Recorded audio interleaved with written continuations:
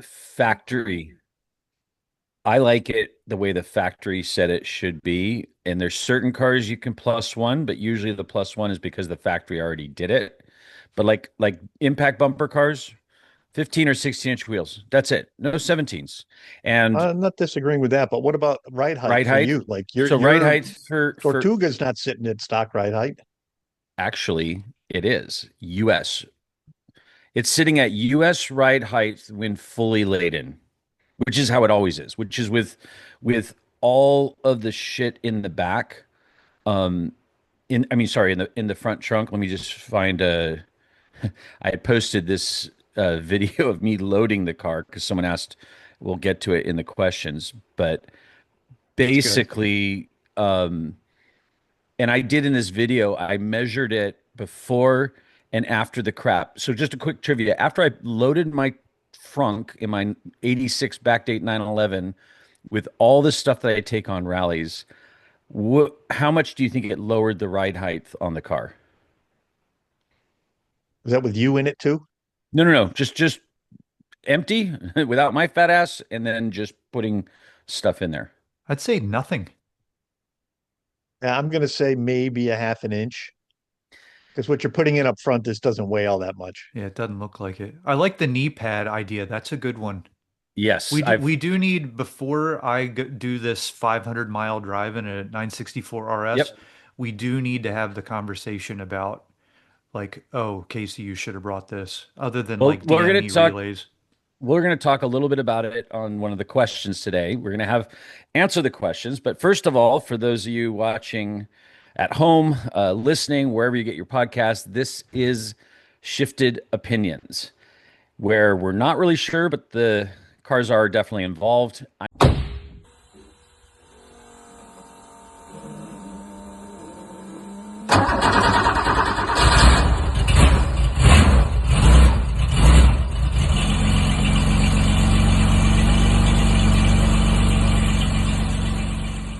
I am here today with my co-hosts and friends, Casey Parkin of Group C Curation, Dave Van Epps of Sunderworks.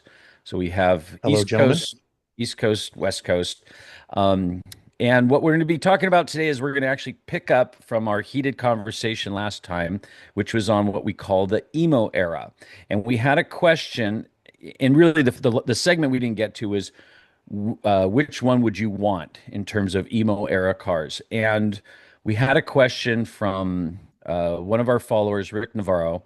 It's underscore Rick underscore Navarro underscore on Instagram asking, talk about emo wood cars. Like what makes the car fall into an emo wood era?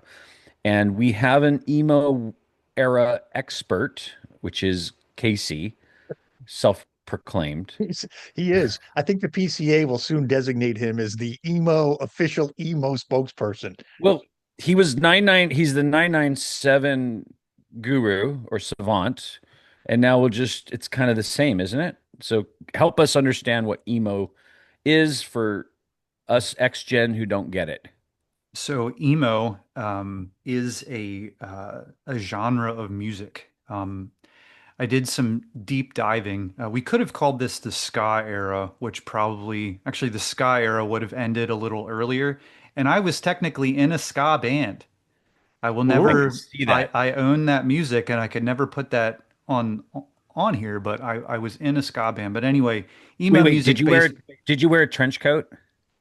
No, you would wear a suit with a skinny black tie, Oh, not a trench but coat. Madness, is it Madness ska, which was like sure. my era, Yeah, Yeah, 80s? very much okay. so. Fair. Yep. So yeah, so I'll put so third wave ska. How about that? Like Mighty Perfect. Mighty Boss Tones, Real Big Fish, Less Fine Than young Jake. Dave Yeah. Matthews.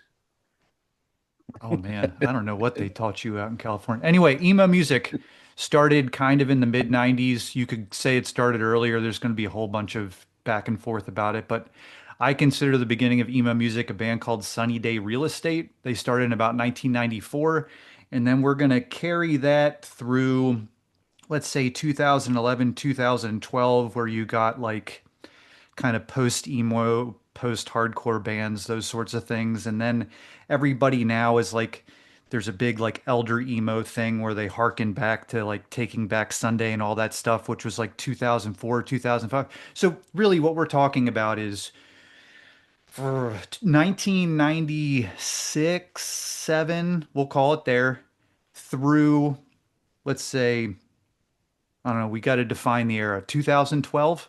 Does that work for you Well, guys? I don't speak music, I speak car. So for me, Sure. it's 98, and I speak specifically Porsche.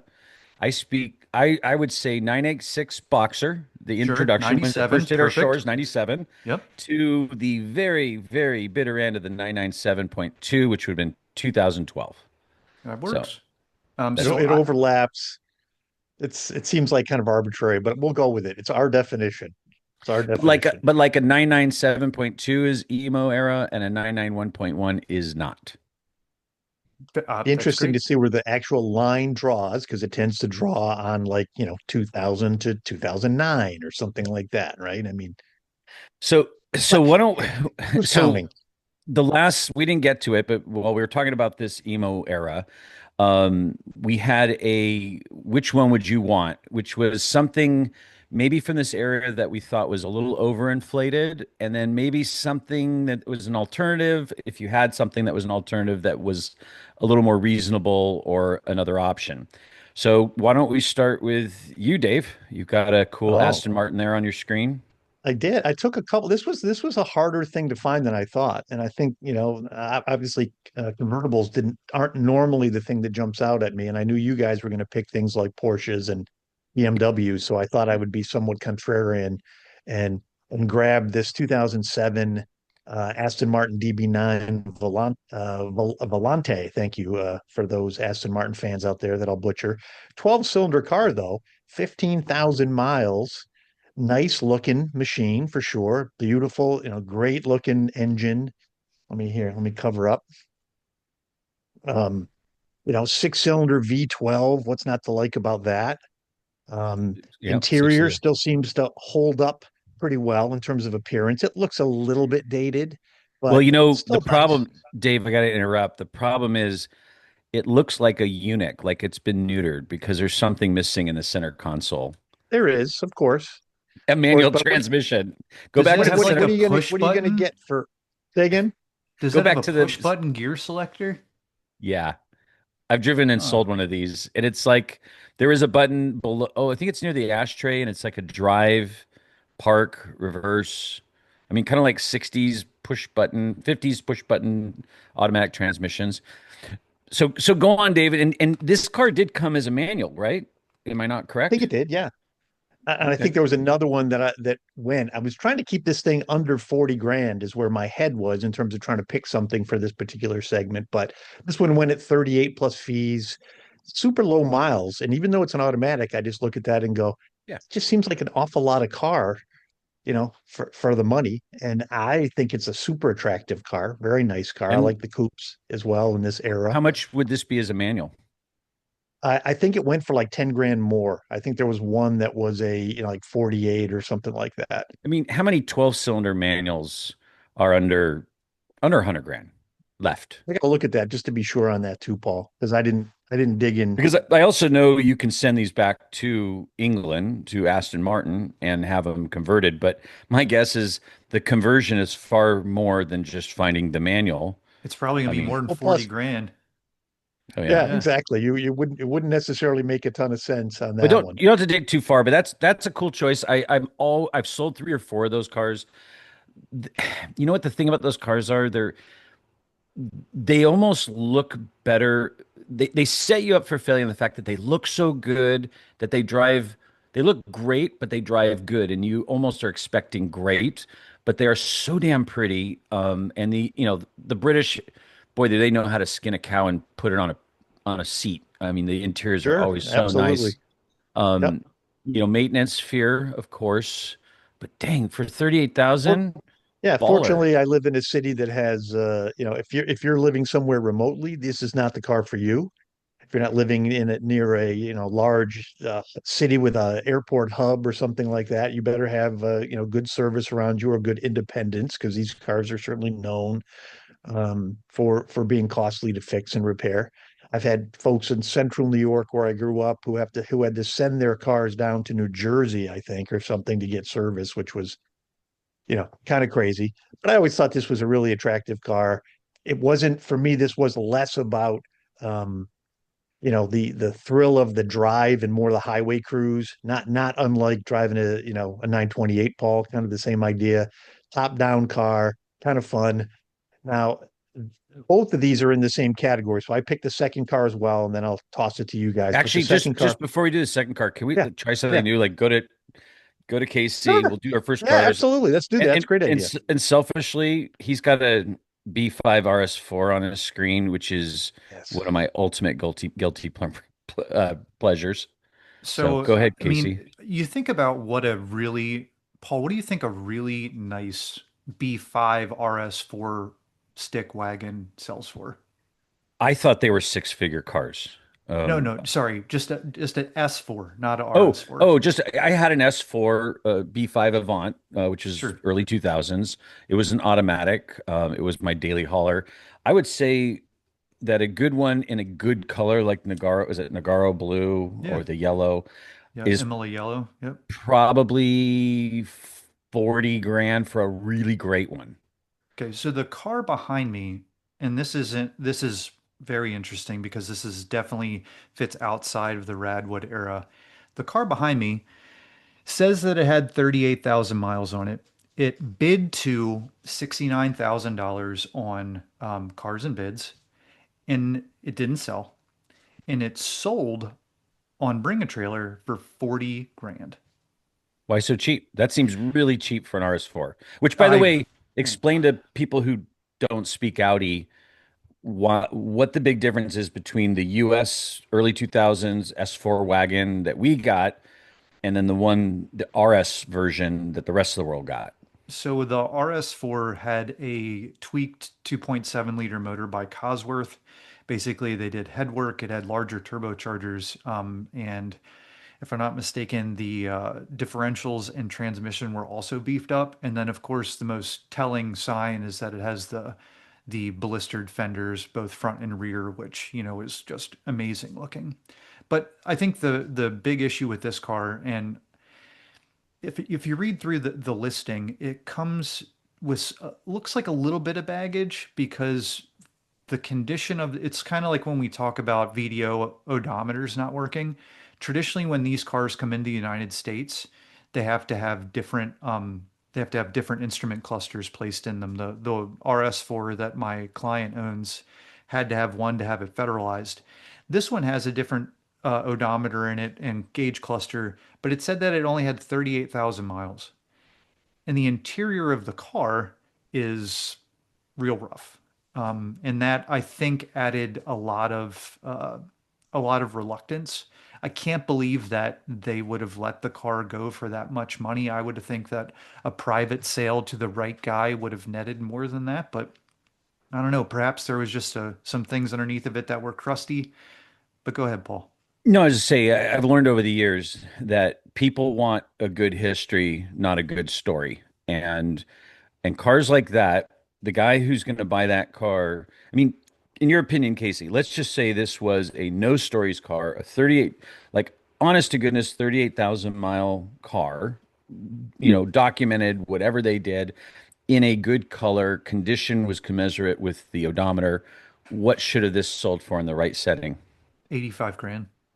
Okay. Yeah, but a black one's not super interesting. Like you mentioned earlier, if it was a cool color, Masano red, Imola yellow, something like that. Even there's some Goodwood green ones out there that look really amazing too. Yeah. But the card was just, I guess, it just didn't hit. And I'm So, not sure. I mean, that you can see from the picture behind me, different representation certainly could have been done to make the car more interesting. But so yeah. given a choice, would you rather have a good color, like you said, the $85,000 version of this B5 RS4 Avant, or the 90s Audi RS2, the Porsche, the famous Porsche Audi wagon RS2? Because they're about the same price ish. I've never driven an RS2. I do absolutely love them because I'm a 964 owner and they borrowed things like the brakes, the mirrors, and the turn signals in the front of the car. But I'm a B5 guy. I would probably have the B5 just because I mean, I owned a B5 S4 and absolutely loved it. Great car.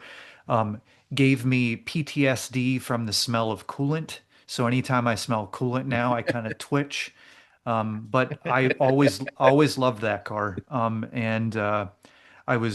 never I bought the same car twice once. And I was trying to relive a memory. So I don't think I would ever buy a B5 again because it was just a time in my life that I had cool adventures and those sorts of things. But I don't necessarily think I would go back that way. But I would love to It'd be a, borrow a B5 RS4 for a bit. That's for sure. it'd be a cool segment to do. Cars we've Yeah. bought twice, Yeah. that aren't Porsches, Yeah. something So like that. I'm going to start off a little bit different, which was my version of if you think the emo wood cars are getting too expensive, more specifically, if you think emo wood Porsches are getting too expensive, what else could you get? And this is really funny because I sent a different one today to you guys on WhatsApp. This behind me is, I think, one of the cooler colors. It's a ruby red metallic. Unfortunately, it's got one of my least favorite colors, Luxor beige, which is like the creamiest of peanut butter. But for whatever reason, Porsche thinks if you order that color, they should put it absolutely everywhere, like seat belts, headliner, steering wheel, dash. It just vomits peanut butter. And in my personal opinion, you could get black contrast, but you had to order it. But most people didn't even understand that unless you had a guy that was helping you do it. But anyway, this car, 2000. Yeah, go ahead, Casey. Oh I yeah, was you going to need say to. that He's would the have been guy. me. Yeah. So You would have had a that customer was there, and they yeah, would have what would that was happen? the era of class action lawsuit. So if you people didn't realize this, if you owned a Porsche that had a light colored dashboard on it, built between, I don't even remember what the years were, but there was a class action lawsuit for basically if you filed the paperwork, I think you got like 250 bucks. And what that would get you is effectively a pair of polarized sunglasses, so you would not see the terrible reflection on the dashboard. But yes, that is that era, for sure. It was horrible. I mean, my 996 has came in natural brown leather, which is darker, and I put a black dash pad on top. Number one, just to protect the full leather dash because that leather was so thin and shitty that it would peel back. So to keep it from doing that, and really the main reason is like you said, Casey, just to get that reflection was startlingly dangerous, like especially on a mountain road where you had trees that were shading and bright spots. I mean, it was almost impossible to differentiate between a rock in the road and a reflection. But anyway, so this is a 2012 um 991. So the same era, same year, they're making a 997.2 and a 991.1. This is a Carrera S coupe, 7-speed manual, 29,000 miles. It sold, oh gosh, a week ago, and it sold for $76,000 without fees, Jeez. Hmm. which How I many looked miles at on that. it? 29,000 miles, clean Carfax, outside of just some fair pictures. I couldn't see anything wrong with it. But like I shared this morning on WhatsApp, just yesterday, a I mean, this is showing how volatile and strange the market is. And I've always been a big fan of the 991.1s because I think they're a good value option. But Hmm? literally yesterday, what was the one I sent you? It was a white, black, granted 14,000 miles. But 14,000 miles, It doesn't 29,000 miles it doesn't make a huge difference doesn't in make a that era. difference. And it sold for, with fees, it would be almost 108,000. And it was Hmm. basically the same car. It was a 14, which, by the way, I got a call from a friend of mine, Laura, that Porsche girl, yesterday about asking, for a friend who wants to buy a 991.1, what to look out for. We can possibly do another topic on that. But anyway, so Let me that was my alternative. Go ahead. let me ask Casey this question because he might know. A first right out of the hopper 991.1, 12 and a half.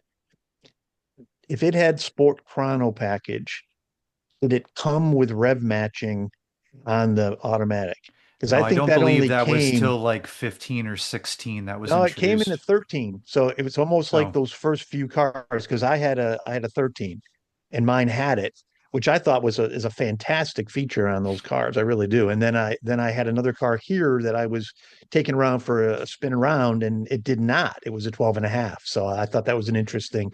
So there's one of those gotchas. If you want rev matching, now you're so you want to smirking. you I'm want to not hear a sure why you're funny smirking. story related to that? When I was at Sure. the dealership, people would be like, "Oh, this car doesn't have sport chrono. It doesn't have rev matching. I can't get it." And I was like, "How about this?" I was like, "Sport chrono is a $3,000 option." And they're like, "Okay." And I was like, "Guess how much the 2-day Porsche Sport Driving School cost, where they teach you how to rev match?" And they're like, "I don't know how much." I said, $3,000. I said, "Will your friends be more impressed if you actually know how to do it than pushing a button?" And this is funny because I was doing the driving video for sorry, let me get this up for this car that is going to be on Bring a Trailer here in the next couple of weeks. Yesterday, and I put it in sport mode, and I was driving it around, and I went to rev match on downshift, and it did it itself. And I said, "Nope." So I turned that off, and I just hit the sport button for exhaust, and I was just doing it myself because I didn't feel like I didn't want AI to do it for me. How about that? So Oh, the so sport button on a 991.1, all it does on a manual is control the rev match. Is that no, right? there's two sport modes. There's sport and sport plus. So sport gives you more exhaust. I think it probably tightens up the suspension a little bit. And then sport plus definitely gives you the rev matching. You have to be in sport plus to get rev matching though.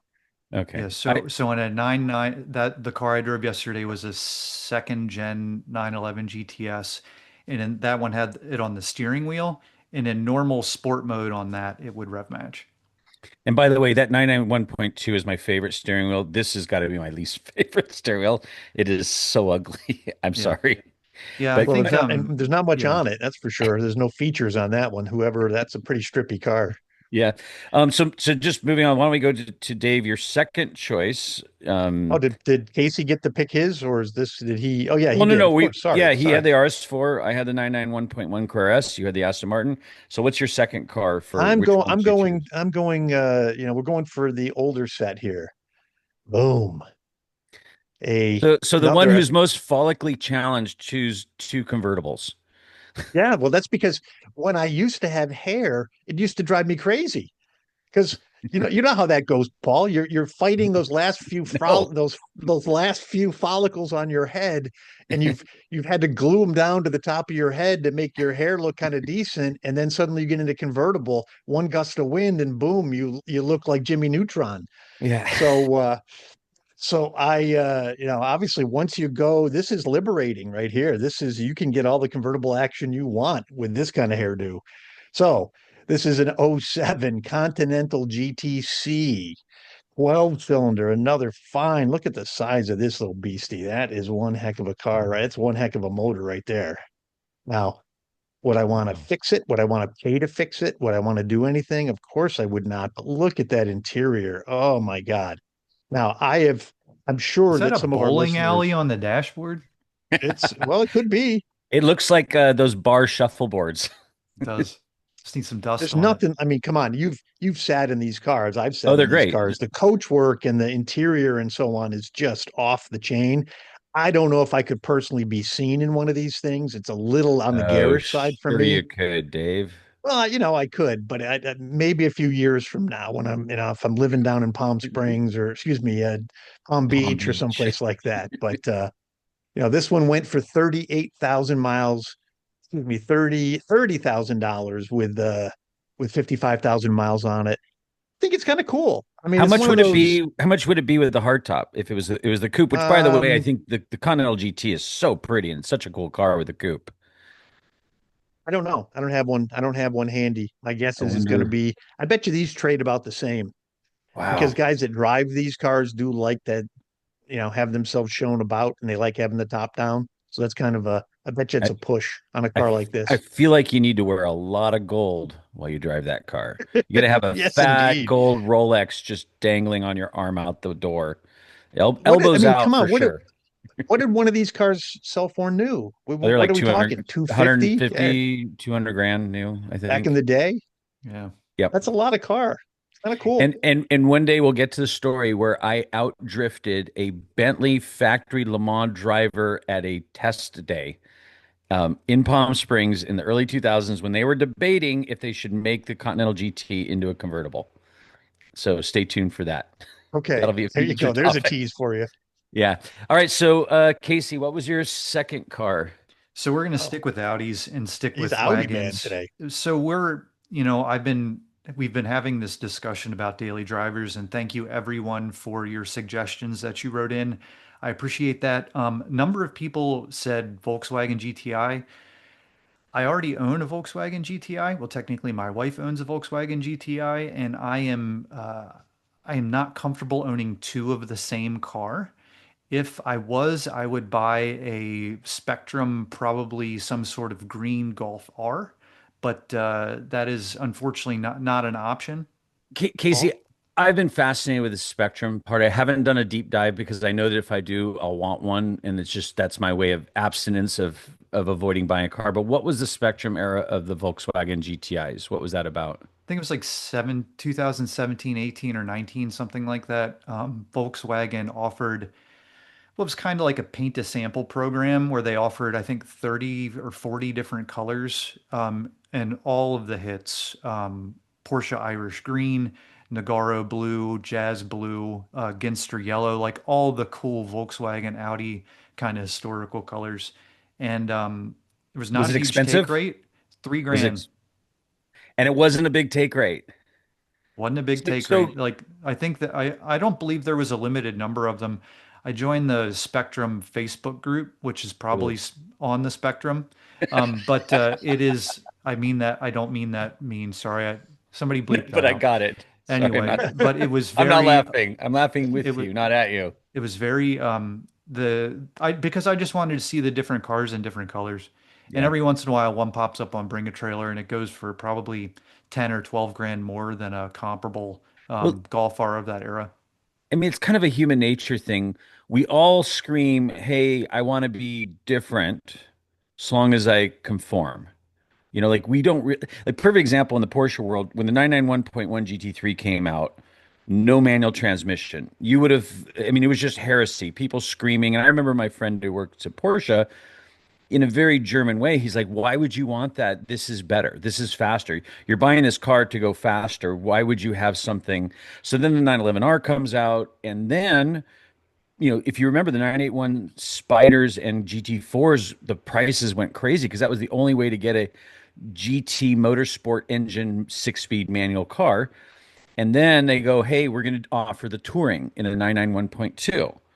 And I think part of the reason the values of the Tourings that 991.2 are so high because the ultimate take rate. They said, okay, fine, you want a manual? Here's your 6-speed manual. And very few people buying new. I mean, Casey, you work there. I find that when you went to list them back when they weren't a thing, back in like 19 and 20, it was like for every 30 GT3 winged PDK cars, there was one Touring. There weren't a whole lot, and there weren't. Those were also. I'm trying to remember if those were allocated as different models or if it was an option package. And honestly, it's It eluding was me an at this option. moment. It It was was an an option option package. package. Mhm. Yep. And so I mean, I delivered four or five of them. Not a tremendous amount compared to the normal GT3s of that era, but wasn't a tremendous amount that came through. And I'm just noticing now, Paul, maybe that car behind you didn't sell well because the engine cover is popped. Back in the BAT peanut gallery probably just roasted him, going like, "Are those shocks bad? Are you lying to us? What are you Yeah. hiding? Or is that an Anyway, AI engine lid?" so I'll get back to this S4 wagon. So the car behind me is one of my favorite cars I ever owned was it's a 2011 S4. So B8 generation, supercharged, dual clutch, great car. Went through two transmissions, unfortunately, but that's beside the point. The car behind me is a Japanese domestic market S4 Avant which I believe is kind of the perfect car. This one, of course, it's only 16 years old now, so it can't be imported in the United States. It had very low miles, but it had some kind of what I would call questionable appearance. If this car was stock, I mean, if you even look at the pictures, there is like the smoker window cover for the driver's side window. I mean, there's just some stuff that they should have removed from the car. But this car also sold for about 40 grand. But the market was limited because you can't, I mean, you could federalize it and bring it in the United States through show and display, but it'd be a tremendous amount of money. But I mean, 40 grand. I mean, honestly, that car with like an all road with the S4 drivetrain, I think would be absolutely tremendous. I mean, But so we didn't get yeah, we didn't get a US version of that car, no, correct? not in an Or Avant. No, okay, we got it as obviously the sedan, the four-door sedan. correct. Yep. But no, Interesting. that So that's a cool car. And honestly, I think it was left-hand drive. Actually, I can yeah, you click can it and see tell it's you. left-hand drive, Yep. which I think what I've learned is the Japanese market, if they were buying something special, they would get German spec for Japanese market delivery Right. because left-hand drive was, I think, a status symbol in Japan. Maybe I'm wrong. So Great, anyway, that's pick great two. Audi. I Yeah. love both of those. I'm a wagon guy. Um, so what I wanted to do was contrast what the same amount of money would buy you from an emo would versus if you just looked a little bit further. So this is a 997.2, right on the end of the emo era. It's a 2010 Carrera S Coupe, six-speed manual. It sold for 71,000 without fees. If you remember, the other one sold for 76,000 without fees. Also, a Carrera S seven-speed manual. Both manuals, they're 2 years apart, except the red one, the 991, has 29,000 miles, and this one has 74,000 miles. So for the same price, you get a car that's older with 2.5x the miles. But what was really interesting about this car, Casey, was look what was in the interior.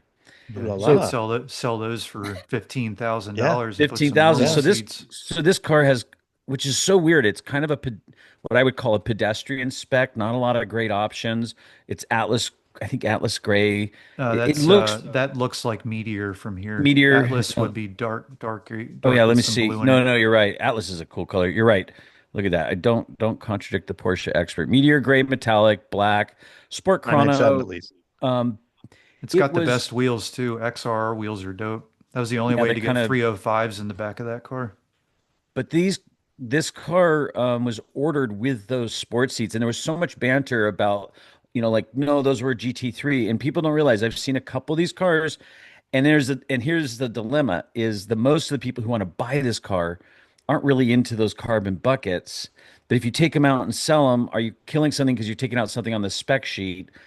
Who knows? Me personally, I would rather have, you know, you know, these kind of seats.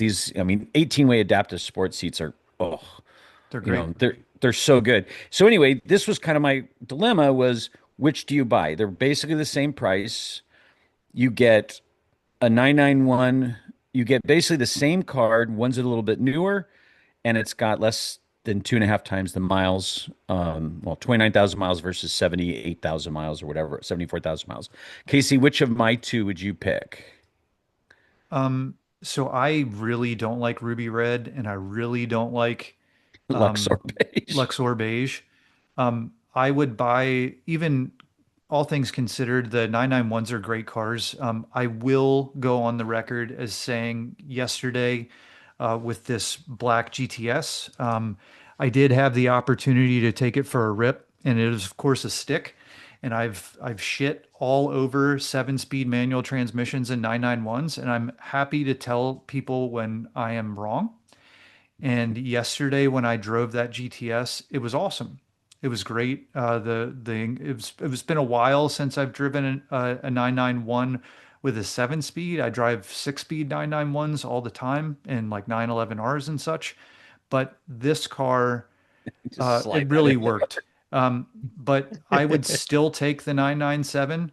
I think the first version of electric power steering was okay in 991.1. It got better throughout the years, but I would still pick the 997. It's a smaller car. It's got smaller A-pillars. I dig those seats. I would have loved to have been in that auction to argue with people about what was available, but I ordered a 2011 C4S cab in macadamia with a brown top and cocoa interior with bucket seats. On a Um, cab. on a cab, C4S Wow. cab. I have a picture Was of it somewhere, was it but a for a customer or yep, like on? it was So for a what was the customer. profile of the customer that wanted a brown, which is mature color, cab, mature buyer, but want carbon buckets, which is young, youthful person? He's a Nigerian guy, actually. Was there a reason why he wanted those seats? He just, I I mean, mean, because the car had a lot of options. So, I'll put it, sorry, I did not work with him directly. The car was ordered by a colleague, but I think it kind of was just like, oh, that's the more expensive option. I should choose that. But, okay, but the, that guy, anyway, I don't need to get into the story, but, it was an he had awesome car. what I like to call in our family turbo leather syndrome, which Yeah. is if you're not ordering all the stuff, Check you, all you the boxes. got to check all the boxes because you will regret it Yep. down the road. Yes, So okay, so yeah, my 997 looked just like that car, except for it was an oh 05 base. So same wheels, same color, black full leather, but what if what if I what if had this eight red ways. what if this red one was the same color combo as the gray one? It was gray, black, but instead of this carmine red metallic or what ruby red metallic, would you still pick the 997 even if the red one was the same gray on black? If the red one was PDK, I'd pick it. PDK Yep. over the manual. Yep. Huh. Because All right. to me, it's more of I always felt 991s are more of like a long distance car. Yeah. And utilizing that, especially where I am in the DC area, I'd be fine with a PDK in that car. But I picked this if like for like, if it was a PDK 997, I'd pick the 991. 991. Yeah, Yeah, the PDK and the 991 is significantly it better. is. It's a lot better. Um, Dave, which would you pick? Well, no doubt 991. Yeah, Yep. I just think the overall experience with the 991 is better. I really enjoyed the hell out of mine. I Yep. didn't nitpick on, I mean, I'm not saying Casey, you're nitpicking. I'm just saying I didn't find issues with the steering myself and mine. Mine was a 13. Um, I thought the transmission was fantastic. Um, and I'm not a big fan of the I peanut butter interior for sure, but having said that, no, mine was black. I And would fix that with black floor mats, do some of those sure, cool seat inserts from like P21, a black dash mat that's really good. And the real trick thing is you take like I think a Macan or a Cayenne GTS steering wheel and you can swap it. And those are the steering wheels and the one you were talking about, the 991.2 with a little dial. I mean, those steering wheels are so good. But I'm in Dave's camp. I would pick the 991. I'm at it. I do want a 991.1 partially because of the value. My debate would be, do I want a manual? Do I want a PDK? I would not pay the huge premium for a manual. If the manual was less than 10 grand delta, it would be a really tough decision. If it was more than 10 grand, PDK, that would solve my question. But because I I can't it's more of just a use case personally. So going really quick to Casey's two Audis, I mean, it's super easy. I pick in the RS4 because that was what when I had a B5 S4 Avant, that's what I wanted to have. And it's such forbidden fruit. And if you want to pick up Audi dudes, that's how you attract them because they'll no one else, everyone will walk by your car except for the Audi dude, and they'll be like me and they'll lose their freaking mind. So I choose your RS4. Dave, I which would of pick the same. Casey's I would pick cars? the same. My Audi pheromones aren't quite as high as you, Paul, but I would take the S4 as well. Casey, I know your answer. It's And RS4, and right? and now you have to pick from my two convertible, What do you pick Grand for your Cruiser. what did you pick for yours, Casey? Your own cars. Uh, the RS4. I mean, this one. I mean, it's a value, and it would be so triggering every time something went wrong. But of those two cars, I'd probably pick the RS4 just for the old Audi Quattro World days. It's just how it works. B5, baby. Yeah. Yeah. So Dave, I would probably pick the Aston Martin. Rewatched some of the Daniel Craig James Bond movies over the holidays, and I will tell you that they're pretty good in retrospect. I think I'm more of a Pierce Brosnan James Bond guy. Well, I that's a think BMW guy then, right? I He know, but BMW got in the mix there for a little while, right? yeah, but I thought the movies were better. But anyway, we don't need to go down that path right now. But I can Oh agree with you yeah. there, Casey. but Well, here's the thing. I've just a quick side note on James Bond movies. I think whichever is the first that you are have your wits about you, like typically like you're an early teenager, 13, 14, that first James Bond you see at that age is usually the most important. For me, it was a little earlier, but it was the first one I saw in the theater. So it was like 78. It was Spy Who Loved Me. And Roger Moore. and the thing about it was, who cares about Roger Moore? But like, if you think about Bond cars that do shit, arguably the Lotus Esprit did more rad stuff than Was that anything the underwater else. one, the Oh, it was a submarine one? submarine. It shot Yeah. stuff out. It did it everything but eject someone from the driver's seat. That would have just been like, you know, you know. I like the Roger Moore era. I was not a big Sean Connery James Bond fan. I think the first one I saw was Timothy Dalton, which I was not a big Timothy Dalton James Bond guy. Don't So worry, I no one else was. but One. I think the attraction to the Pierce Brosnan era for me, and I always talk about video games, is I played a lot of GoldenEye on Nintendo 64 back in the day. A lot. Uh, Slappers only. That's how we rolled. So anyway. oh God. Dave, I picked the Aston Martin. I feel like if I was in the Bentley, I would have to flash my AARP card everywhere I went, and Of or they would just course. assume. I mean, I'm already there, but holy cow, why lean into it? Well, I The Aston agree. I Martin, agree. I'm just trying to I we're just trying to want to, stretch we're stretching the audience here, Paul. We're trying I to want to, stretch the audience. Something So, for the so old and I folks. and I want to come back to something, and I know I talk about Porsches, BMWs, and Audis a lot, but I will let everyone know that tomorrow I start with a new client, and that client has three vintage Ferraris. So a 355, a 512 something or other, and a 308, 328. I don't know, one of them. They look the same to me. So next week I will talk about Ferraris. But if you don't want me I'm to talk triggered. about Ferraris, I'm I'm happy to triggered. not talk about Ferraris. So let Can us we know in just, the comments. Smash that like button, boy. yeah, we just have to make sure we don't talk about Ferraris and Corvettes in the same episode.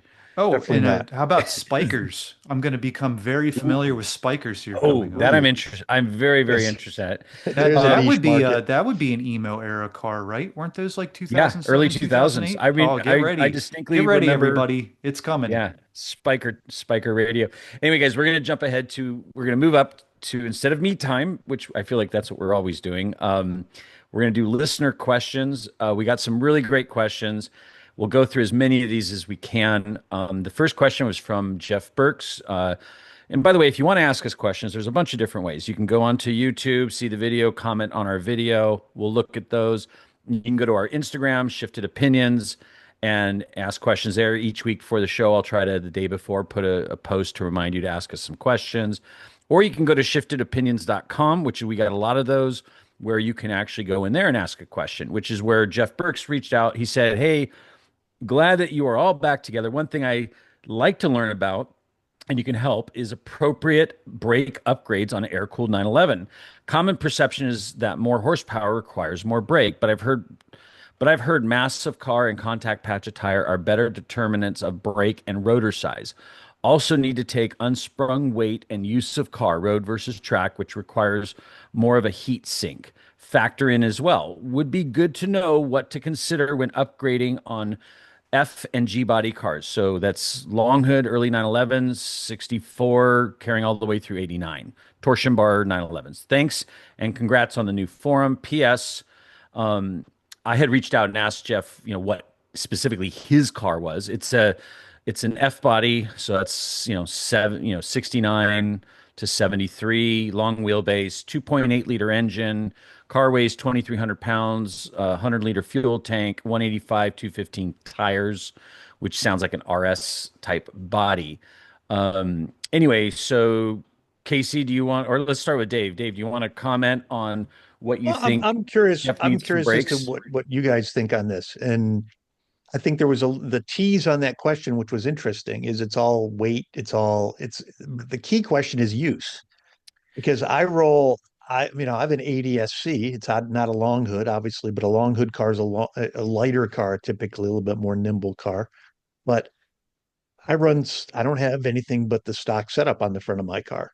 And my driving, which is mostly mountains, roads, I'm not tracking this thing. So I think the concept for me, I've never had a problem stopping the car. It's tires, driving technique, getting the car planted properly, blah, blah, blah, blah, blah. Having said all that, the standard upgrade people always talk about is doing Boxster brake upgrade. Wheel size will certainly determine that. For me, I'm fine with what's stock on the car. I mean, that's been okay for me. Now, I'm curious as to other opinions, but maybe a different compound on What's the brake pad itself. But I don't have brake fade and those kind of issues in the kind of driving I'm doing. and my 2 cents on what Jeff asked was, first of all, people for whatever reason like to spec or build their car to the sub 5% use case, and they don't realize that, which is drives me crazy.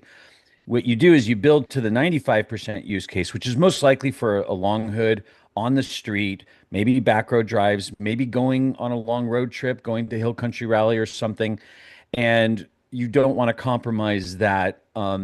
Interesting with boxer brakes, I had experience with, I had a 73 RS clone. It had a 2.7, but the same tire setup he's talking about, which is a correct RS setup. And the what I found was the boxer brakes, although they're four piston brakes, they fit on a 15-inch wheel, they have plenty of bite, but they don't have the pedal feel of like an SC caliper. SC and Carrera calipers work really well on long hoods. And we then upgraded the master cylinder to, I think it was a Mercedes part. You go from a 19 millimeter to a 21 millimeter master cylinder. I was chasing getting brake feel. Now, granted, they look cool. They said Porsche. They were these calipers. They looked really cool. Ultimately, I went back to Carrera brakes, front and rear. The pedal feel was great. And what I found more importantly in like club racing days, I club raced a 99 M Coupe with stock brakes, and those brakes were archaic. They were single piston brakes, basically E36 M3 brakes. And all I would do is change the rotors to a floating rotor, something that released heat better, and I would go to a better pad just for track. I used, I think at the time, Carbotech. So if you're going to go to the track with the car, my guess is you're not tracking it in a highly competitive way. It's more of a DE thing. You're probably going to be driving, you'll probably be the oldest freaking car out there. And then you'll probably be driving a little more cautiously. So I wouldn't jump to brake pads, but if I wouldn't go crazy with the brakes, I would probably look at a Carrera brake upgrade. Also, big mistake. Everyone loves to overtire these poor little old cars. Behind me is a soft window Targa on its original. They're on 67S 4.5-inch wheels with 165 tires. I've driven those cars with 185 tires. You can tell that that car was designed and engineered for a 165 tire. Far more engaging. The steering feel, everything about it. So, bravo, Jeff. Leave the stock size tires on. I recommend CN36s Pirelli because they're badass on that car. But that's my 2 cents. Go the way the factory went. Casey, I have break. a problem with brakes. I I put the car up behind me. This is my 968 that we did as part of the Porsche Restoration Challenge, and I bought the car afterwards. And on that car, I what did we do? So it was it was a normal 968. So it had four pots front and rear. I swapped out the fronts to big blacks. Basically, I took that last week we talked about that turbo RS that's coming up for auction. And I basically went to Porsche Motorsport and Porsche Cars North America and sourced factory stuff that would have been on a 968 Turbo S. So the fronts were big blacks with 964 turbo rotors, and then the rears were MO30, which was just normal MO30, and I had the rears rebuilt by PMB. We did a 533 proportioning valve and did all this stuff. And at the end of the day, it was like $4,000 worth of shit, and it didn't really make any difference. The just it didn't. And I was messaging you guys in WhatsApp the other day, and I'm doing all this stuff to my 911 currently, and I've got the front and rear suspension are coming off the car, which means the brakes need to come off the car. And I was like, well, what do I do with brakes? Because, while you're in there, right? I mean, so my car is a 91, so 964s, 91 964 Carrera 2s and 90 Carrera 2s had two piston rear brakes, and they look stupid. They just look dumb. It's unfortunate, Under but they brake. just They look little tiny. My they first look car. they just look dumb. So my buddy Mike out at Autobahn set me up with a set of four pots with the correct proportioning valve. So those are going to go on the car for aesthetics because I think they look stupid. All of the reviews that I've read, and I've never back to back trail brake hard two piston versus four piston rear brake caliper 964, but I got to believe they're the same. So my general feeling on this is if you are looking for a brake upgrade, um, I'm probably not the guy to ask because I screw up, but the factory knew what they were doing using similar period OEM parts for maybe like if your car is a T, get S brakes. If your car is an S, maybe get RS brakes. I don't even know if they're different, but that would probably be it. But the majority of what I could think would be invested in uh, pad and fluid, making sure that you're not Yep. going to be boiling it over. And I, I mean, I don't think I've ever. I mean, I know it's different now, but a modern Porsche, before they pass the braking system, has to go from VMAX to basically stop 25 times without brake fade. That's how they test brakes on a new Porsche. I'm not sure what it was in period, but I mean, I know so, I mean, those cars have been club raced so many times that I have to believe that they've got this stuff figured out. But yes, I enjoy, well, don't be like Paul where you have to chase that pedal feel because you don't want to screw it up. yeah. Um, Well, but another maybe hot take. RS parts, that would be my 2 cents. I think in a long hood, SC and Carrera brakes, which are very similar, Probably um, same, or I mean, are just very, significantly less expensive. yeah, and they really, Without a really doubt. work. They really work well. Good rotors. Don't cheap out on rotors. But here's the other kind of hot take, and I learned a long time ago. No, Everyone don't wants say to hot go. take. Okay, you triggered. A Here's little bit. my my I don't know what to, I don't know what nomenclature to use for We're going to that. call it opinion. Here's your Here's my opinion. opinion, and I learned it from a really top level Porsche mechanic that I can't really say his name. Um, Everyone wants to do steel brake lines, steel brake lines, steel brake lines, and we're not racing. I mean, those are great for when you're doing heavy track use. And I went back to a factory original, correct, new rubber from Porsche brake line. What a difference. Yes, to me, pedal feel matters because you get your leg trained to apply so much pressure on the brake and how you push a brake pedal, and especially when you're I can't heel toe because of the width and length of my foot, but I'll do the kind of the rollover and just I almost use my big toe to push on the brake pedal when slowing for like a turn. And I'm a big believer of that. And then I mean this is on my 86 Carrera, which is overweight. You know, when I laid in that car with me and my dad and all our luggage and all the crap, and by the way, to answer your question, the front of my car has 125 pounds of stuff in the front of that car, tools. And how And far we'll did it get go to down? half inch. Okay, got it. It's Yeah. Okay. That was factory, right. it's factory US ride height once it's loaded, which is what I wanted. Everyone thinks it's Safari, but that's really US ride height. Anyway, so um, and I'm running stock Carrera brakes with stock, hoses. I replace the hoses every 5 years. I'm constantly replacing them, and it worked great. So that's my. You want to jump to the next question, guys? Sure. Yeah, Yep. I All told right, you we're this is not going to get to from. all of them today. We'll do our best. It's great. I enjoy this. This is great. This is from Fidel Lighted. I'm sorry if I pronounced that wrong on Instagram. I They wonder don't if you do could. better on DWA with his screen name either, so it's okay. Okay. I wonder if you could touch on car culture along the lines of if, in quotes, if each of you could change one thing, what would it be? End quote. And then in quotes, no one uses the phrase nice spec ever again as an example, which that's a great example. Good luck. So, Dave, if there was one thing you could touch on in car culture that you could change right now, whatever that is, in car culture, enthusiasm, and so forth, what would you want to see It would change? be the ridiculous need to sit at a Cars and Coffee and rev your motor like in a Lamborghini or a McLaren or some typical obviously a Ferrari, typically the high shrieky rev that you get when somebody just feels obligated. And then of course, the rattle can exit of post ignition rattling here.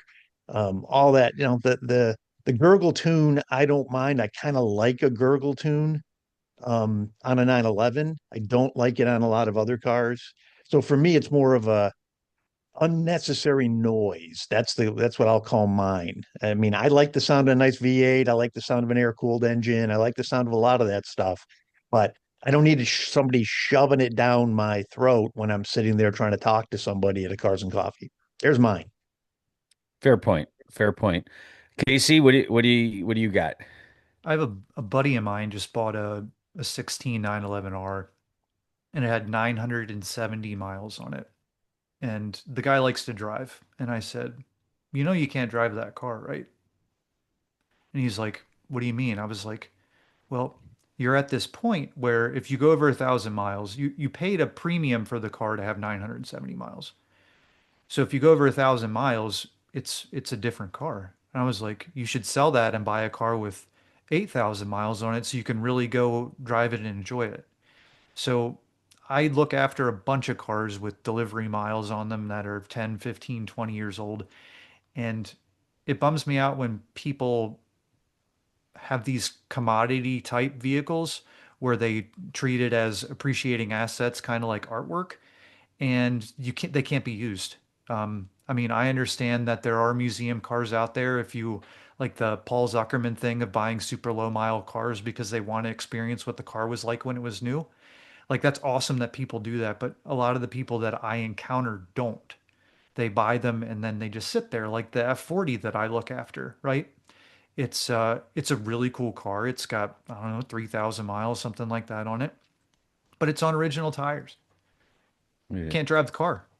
Yep. I'll take it to the gas station once it warms up just a little bit so that I can just put fresh fuel in it and do the correct fuel stabilization, but can't drive the car.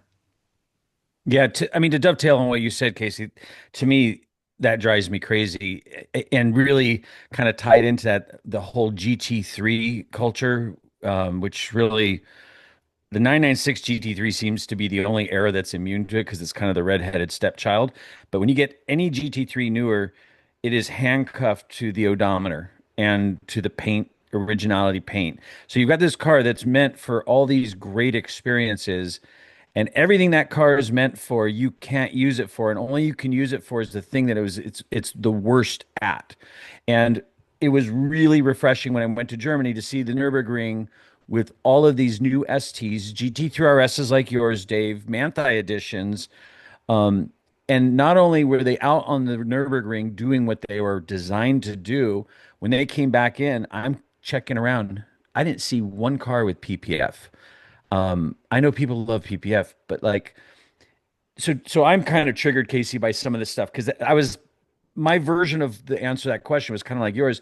I think in the car culture, what should change is if you're going to buy a GT3 RS like Dave's, or any of these special cars, Porsches, BMWs, whatever it is special to you, in a year, Cars and Coffee not included, you have to do a multi-day event with that car, whether it be a rally, whether you just want to do a road trip. You need to do more than just this 10-mile radius from your house on the freeway. You need to go experience the car, how it was designed, do a track day with it if you want. For sure. I think these cars are it hurts to see them used as art pieces when they're so new. And that's sort of crazy. They just come from the factory and they stay in the wrapper and then they become this thing that trades between people and they just wax poetic about how nice it is to experience it if you ever could experience it. But you God forbid if you do, because what if there's a chip? What if the PPF starts to peel? So yeah, going on to the next question. This was from 911 Dakota. I think it's French, DECOTEAU on Instagram. It's something near and dear to my heart. He says, I'm rally prepping on an SC, tires, alignment, bottles of Swepco 503 for the CIS. I've never dealt with that. Windshield cleaning supplies, good starter, fuel pump, alternator. Also, similar question. We'll kind of tie two questions. It's from Heck Blender on IG. A quick inventory of what tools extra you throw in Tortuga for rally of that length, any model specific toolkits. So basically, both questions are talking about you're going to go on a multi-day event, a rally, a tour, a road trip. What are you guys packing on your car? I put up here a picture of my Tortuga with all the stuff laid out. And if you're listening and not viewing it, I'll describe it. It's basically a bunch of duffel bags of various kinds, and they have duct tape on it. And here's the thing I learned is each bag is labeled what's in it. Oh my God, is that key? How many times have you pulled over on the roadside and you literally are just destroying your trunk? And I load the car, the front, especially in a 911, my entire front end of the car is just dedicated to the things to fix the car. There's no luggage. My luggage goes in the back seat. So that way I know that that's where I'm going to go if something goes wrong. And the way I pack the car is the stuff that I use the most, like oil, windshield washer cleaner, is along the edges where you're going to grab it easily. Another trick you might have seen in the video, I have a little video. You'll notice there is over here, where is it? A hood prop. As we know, 911 hoods never work. The hood props, if it's too cold, it's such a Goldilocks, has to be just the right barometric pressure for that thing to work. There's a bunch of people that sell just these aluminum. They pop rivet on, they pop down. No more getting whacked in the back of the head, which is annoying. And then what I do with all this, like Casey mentioned, knee pad. Oh my gosh, a knee pad and a good blanket, because on a if you break down on the side of the road, you are not going to be in pleasant things to kneel on or lay on. You'll notice there's a stack of towels over here to the right. You just always need towels, good windshield washer cleaner, extra oil. And so my real trick that I do is every time I'm on a rally and I see someone in a car similar to mine break down, I find out what broke and I typically go buy that part. And so on a impact bumper car, a lot of SCs, Carreras. That's like when you go on like a lot of these rallies, that is a predominant vehicle. One of the things I saw, which boy, this is just going to mess up your weekend. The throttle pedal is a plastic pedal with a almost perforated hinge. And that hinge, no one ever replaces it because they go hundreds of thousands of miles. But when that breaks, your weekend's over. Good luck finding a store that has the pedal. We've tried to fix them with duct tape. It, for whatever reason, doesn't work. It's a $25, $35 part. I have an extra pedal. I've turned windshield wipers on that never get used, and the first swing, I just watched the whole arm go flailing off the side of the mountain. And so I have an extra couple arms with blades. Starters, really, starters a Mm, big thing to carry. When we go to Hill heavy. Country Rally, starters and fuel pumps are the number one failure. Fuel pump, super easy to carry, harder to fix, cheap. On a G body car, 150, $200 for a starter, plop it in your bag. I don't know, what's it like this big, little tiny part. Hmm. I'm constantly checking the alternator when I'm prepping, have the mechanic check the alternator for voltage, make sure it looks okay, checking the starter. If the starter, I think I replace my starter every 5 years, just because one of the rules of thumbs is I always tell people if you're on a rally in the middle of nowhere and you're broken down, how much would you pay to not be there? And so do it on the front end. And then going to Casey will agree is just tires, good tires. Good tires, less than 3 years old, ideally. Five, no more than 5 years old. So there's my rally packing quick tips.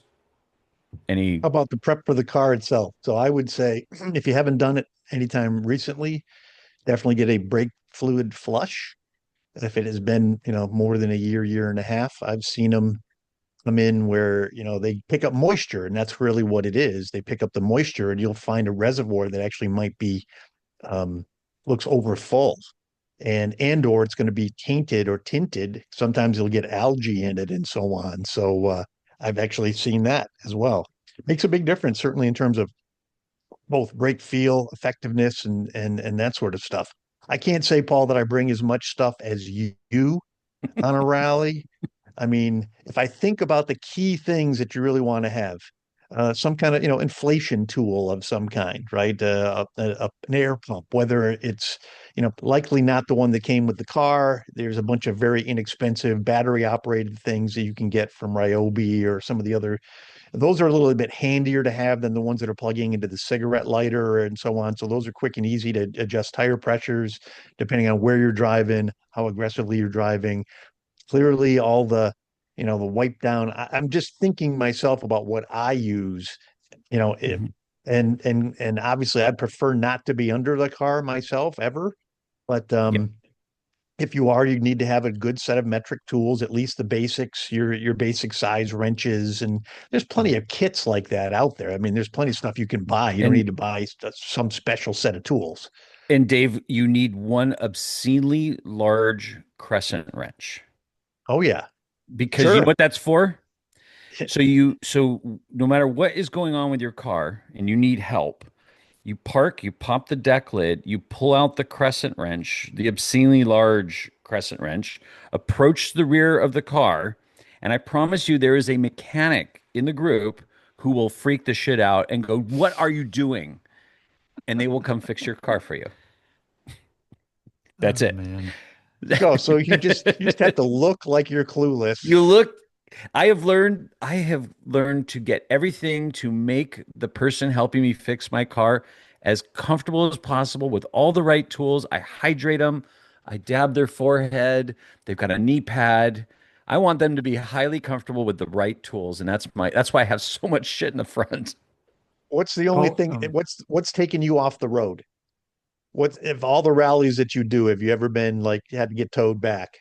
I have only been towed back once, and it was because of an accident. And the car was severely damaged.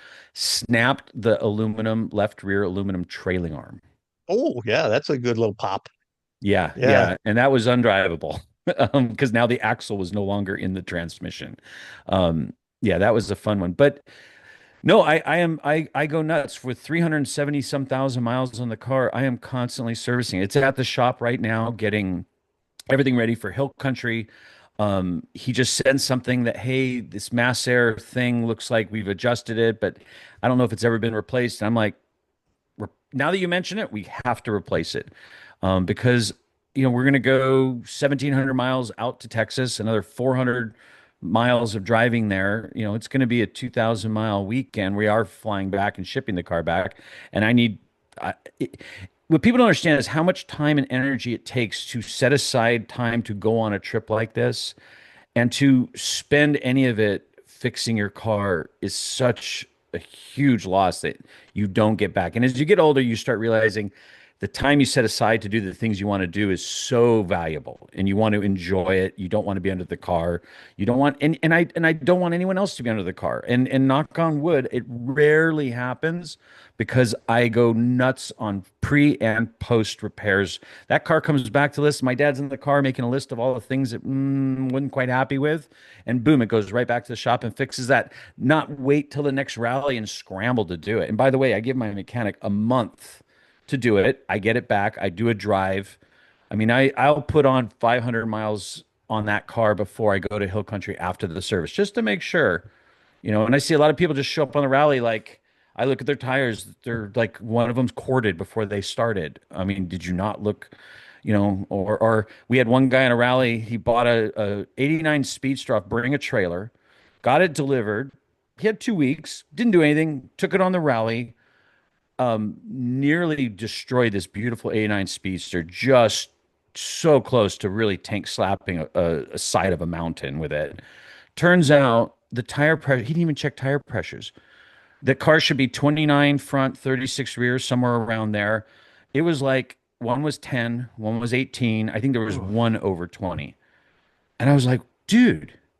And you see a lot of that. And the rally organizers always send out messages like, "Hey guys, here's a list of things you should check." And anyway, so do you Hey, want to? Yeah, Casey, what's Casey. left? Have you been stranded somewhere on anywhere on a like a long drive with one of your classics?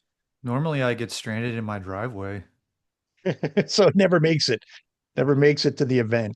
No, so I mean, as I mentioned, we're doing this 500-mile run in this RS, and I've read the riot act to my friends at Harper Porsche about the checks that need to be done prior to us arriving. Because literally, we'll get there, I'll be podcasting with you guys, and then I get in the car and we leave. So I'm 100% I know that Connor and the team there and everybody is going to do a great job to make sure that the car is dialed and ready for us to go. But I was just like, I need you to put some miles on it. Got to get this thing dialed. So, and my buddy that's buying the car, he doesn't care how many miles are on it, so it's all good. Uh, Let me add one other thing to this little spot. I've watched guys actually themselves up, theoretically prepping on the road or doing stuff on the road where they, for whatever reason, and I don't know who would ever be bringing a 911 to a rally that's burning so much oil or losing so much oil that they feel that they have to check the oil at every stop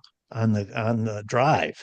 And I've watched guys dump the dipstick down the hole because they don't get it in the hole when they're the little dipstick in Oh, the side tank and they drop it down into the tank and while it doesn't necessarily take you off the road, right? I mean, it's just one of those things that now I got to go find a magnet or something that's going to fish it out, and it just freaks people out. And I never understand that. Maybe Paul, I mean, these things well, have so the fully thing I loaded. think, These are 10 quarts of oil in these cars, well, right? yeah, and I think people misunderstand oil on an air-cooled Porsche because it's really an oil-cooled engine. But you really got to spend some time in your car before you jump on a multi-day rally. In certain cases, like what you're dealing with, Casey, it's a different situation, but you're not doing a rally. You're just doing a transport of the car Well, from we one. are going to go that I think it's called Chirahola Skyway. Like Oh, that's gorgeous. we are going to try to find some interesting roads because But you're not with a group of people. You're getting to Amelia nope, Island. I'm You're gonna getting just to have to have Dave drive down there with a trailer and fetch us. you're- Are you Well, I'll have driving, one. Dave, or are you Oh no, flying? no, we got to take a trailer. We're taking the backdate our mega build here that we've been talking about on some other shows. So that's going down in a trailer. I do think I've got another guy who's going to drive separately, but we may bring a separate trailer. So if somehow something happened, Casey, I will we could share drive that my car back. Oh, you don't have an iPhone. I was gonna say I could share my location with you, but Well, WhatsApp. You can we, share it on we WhatsApp. You oh, can you share it on can? WhatsApp. All right, Yep. good. Well, that'll happen, Yep. Dave. No, So everything will Casey, be good. your car is going to be fine. I just put 1,500 miles on the same car, didn't even think twice about it. you, Just hit the button and went. Yeah, but for your those car in didn't just travel across the Atlantic on a boat. yeah, No, it for didn't, those but in that's okay. air-cooled Porsches, it is a bit of black magic science trying to figure out what your oil level is. But once you figure, and it's a little bit different, like a thumbprint. It's unique to your car. You have a gauge on your dash on the left side next to the fuel gauge that shows oil Temperature pressure, and Level, pressure. pressure, and temperature. then Yep. there's level. Yep. Now the level gauge is completely misunderstood. It's the result of as the result of people not reading the manual or understanding it, they overfill the oil, which is the big no-no. It's weird. BMWs, you overfill. Porsches, you underfill a little bit, give room for expansion. But when you learn that gauge on an air-cooled car, typically from the red, which by the way, it's almost always looks red unless you're at operating temperature on level ground idling. Idling. Like when you come to a stoplight, you just become trained that you look at that gauge. And from the bottom of the gauge to the top of the gauge, which looks ominous because it looks like, oh my gosh, I'm out of oil, to holy cow, that whole range is maybe a quart and a half. It's different for each car. They're old cars, they all operate differently. So then what I do is I now, over the years of having the car, I'll check the dipstick and calibrate it like, oh, when it's idling and at perfect time to check the gauge and it's at like the 5 o'clock position, down to the right. I think the thing's on the right, can't remember. Then I know that the gauge, it should be just between the bottom min and the halfway point. And I've kind of calibrated that. So I don't check my oil unless I see it's all the way in the red for my car. And then I will add a quart, often while running. Don't step on the throttle. I'll have it idling. I'll take the oil cap off, pull the dipstick out carefully, and then wipe it, put it back in, double check it, put enough of 1 quart, and then just let it sit there running. And you can almost watch the gauge kind of go, dit, dit, dit, dit, dit, dit, dit. And if it moves it all above it, I'm good. And I What my rarely have to add more than a quart. what I was told was you try to get the oil level and oil temperature to kind of mimic one another. So when you fill up, I mean, I always double check the dipstick, but if when the oil temperature is coming up, the oil, um, when the oil temperature is coming up, the oil level is coming up at a similar rate. That's kind of the way I was I taught think by that an old works school on guy. That works on 964 993s really well. I think when you get to the older air cooled, Fair. the gauges are old, everything's kind of weird. So part of it is just figure out for yourself. Guys, just why don't we do this? Just a couple more questions. We'll rifle through those. We're going to have to sort of carry over some of our thoughts on the other topics we were going to do if you're cool with Sure. that, timing wise. Yeah. Sure. Um, Yep. so the other question was from Brennan Murph on Instagram. Is the 915 that bad of a transmission? It's in the 73 RS, as we all know. Um, my thoughts on it, Porsche built that transmission from 72 model year through 86. So what is that? 14, 15 years. So how bad could it be? I think a 915 transmission does not test drive well to someone who's never driven an old car. And you see a lot of complaints from that. But I think I've noticed, and by the way, most people buying old Porsches, I'd say the 915 transmissions are kind of on their last leg when they're being sold. Often they're kind of tired, so they're getting a misrepresentation. Perfect example, I have my 86 is the last year of the 915, the best version of it. Part of the reason I bought that, I wanted an 86 specifically. My friend has an 84. His transmission he bought is the same way. I think it's since been rebuilt.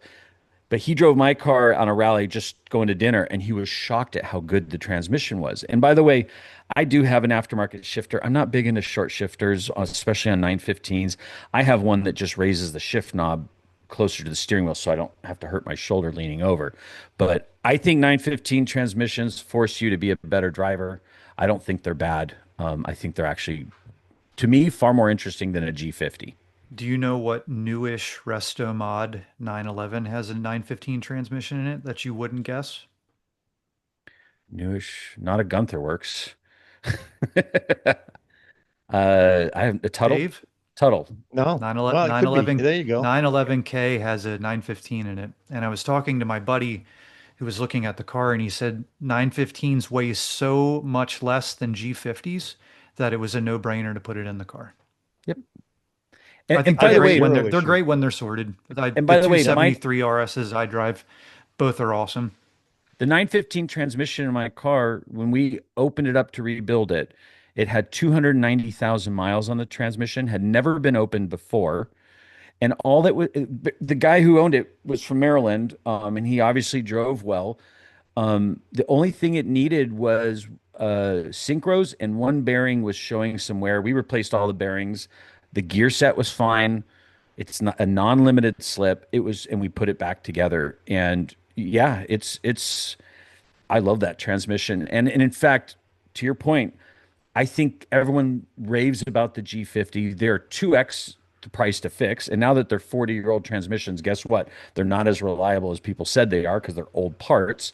But then when you drive them, it just feels like you're just something is holding the car back. It just feels unresponsive, sluggish, heavy rotating mass. think it's a, also gearing certainly, which improved as time went by, but the gearing is definitely does not make that car feel as peppy. Mm-mm. Nice 80s SC or a 3.2 with a 915 that's set up correctly is a very, and people are, they are overpaying for something that they've read about, right? I mean, I've got cars, I get them, I'm buying and selling. I sell a lot of G50 cars, and that's just because people want a G50 car. They just seem to want it. But I don't find the experience on a G50 car. If I had to pick one, I would pick a 3.2. I'd take yours, Paul, an 86 with a nice, the last of the 915s, a late 915, great transmission, Big air way cheaper to vents. fix, way cheaper to fix. The big air vent on the car, of course, on the 86. That's a sweet spot. That's a great Yep. sweet spot. And the 84, 85, 86 is a they're good cars. They just really are. And one day, and I've asked a bunch of mechanics this because I'll look at my anecdotal data of all the impact S, mostly Carreras that I've sold.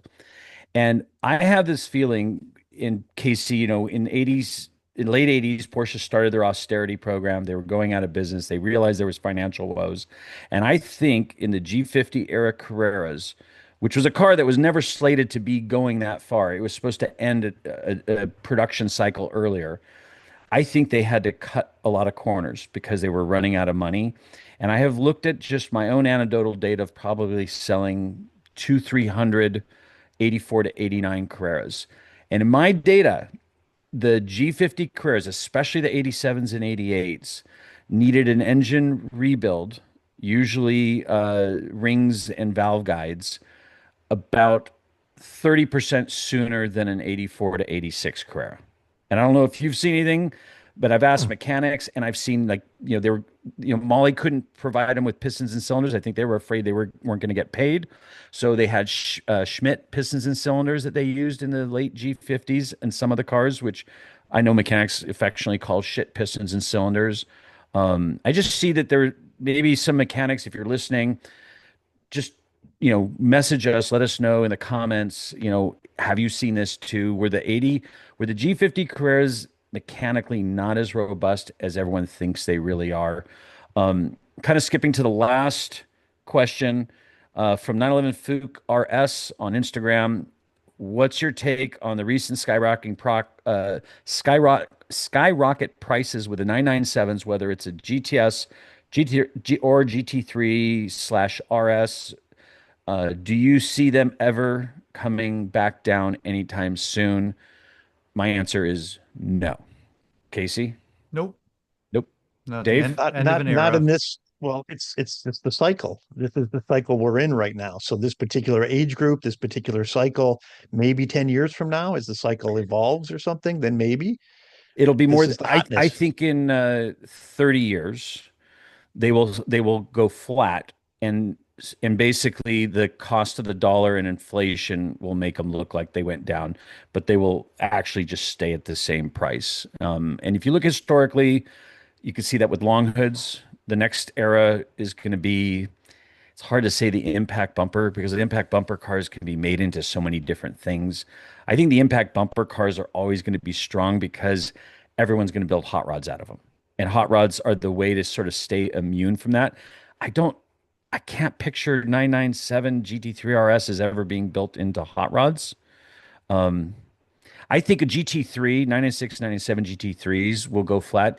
The RSs will always, like a 73 RS, they will always be special. Even when they're, you know, guys in their 90s are the only ones who can relate to them, which will be us, Dave. So, um, so just kind of wrapping up, we had one more question, which we will answer on the next one because we are perfectly queued up for it. It was from Car Guy Homes on Instagram, Paul Hastings. He drives an old Fiat that I make fun of him on rallies, but I think he's having a good time because he's always sort of smiling. He goes, because you're all Porsche people and full on car enthusiasts, I've got a challenge. 10 minutes of car talk, zero Porsche mentions. And before you try it, Casey, I think this was for Casey, BMW doesn't count as a substitute. So guess what, Paul, Car Guy Holmes? You're in for a treat because next week we're going to get to a topic that's right-hand drive, and I promise you there will be easily 15 minutes of zero Porsche or BMW talk, right, Casey? I don't know. Last right-hand drive car I drove was it was a BMW individ. It was okay. So here you go.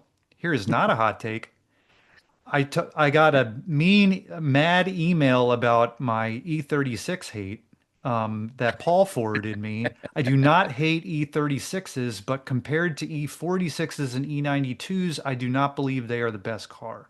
Anyway, it was a right-hand drive E36 in violet, and it had the S30 engine or something like that. It was an individual throttle body. It was like the one of those Evo cars, but it was a But like convertible. smaller displacement for like market No, emissions or whatever.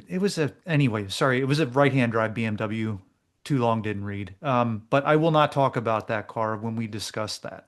So I will talk about Figaros and Aston Martin DB6s. And I'll talk about Beautiful. skylines, and Dave will say nothing because he has no I will right-hand. talk about postal vehicles. There you Perfect. go. Oh, yeah, you Done. could talk about the new the new Grumman postal vehicle. There we go. It's a We're all beaut. set. Anyway, folks, thank you for watching Shifted Opinions. We all appreciate the follow, the support. Please, it will help us to go to wherever you listen or watch the podcast, comment, like us, yes, subscribe. But really, like on iTunes, give us 5 stars, comment, and we look forward to seeing you next week. So, thank you so much for watching. Thanks, everybody.